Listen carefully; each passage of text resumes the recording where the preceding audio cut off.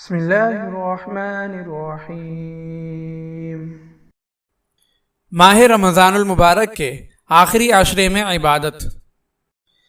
حضرت عائشہ رضی اللہ تعالی عنہا سے روایت ہے کہ جب رمضان کا آخری عشرہ آتا تھا تو رسول اللہ صلی اللہ علیہ وسلم اپنے تہبند کو مضبوط باندھ لیتے تھے اور رات بھر عبادت کرتے تھے اور اپنے گھر والوں کو بھی عبادت کے لیے جگاتے تھے۔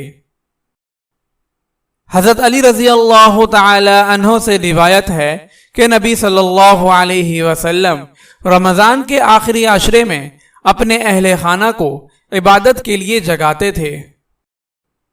حضرت عائشہ رضی اللہ تعالی عنہ سے روایت ہے کہ رسول اللہ صلی اللہ علیہ وسلم رمضان کے آخری 10 دنوں کے اندر جتنی محنت سے عبادت کرتے تھے اس کے علاوہ دوسرے دنوں میں اتنی محنت نہ کرتے تھے۔ اللہ تعالیٰ سے دعا ہے کہ اللہ تعالیٰ ہمیں زیادہ سے زیادہ رمضان المبارک میں عبادت کرنے اور رحمتوں کو سمیٹنے کی توفیق عطا فرمائے، آمین۔ اگر آپ اس صدقہ جاریہ میں شامل ہونا چاہتے ہیں تو چینل کو سبسکرائب کریں اور لائک اور شیئر کرنا نہ بھولیں۔ جزاک اللہ خیرا۔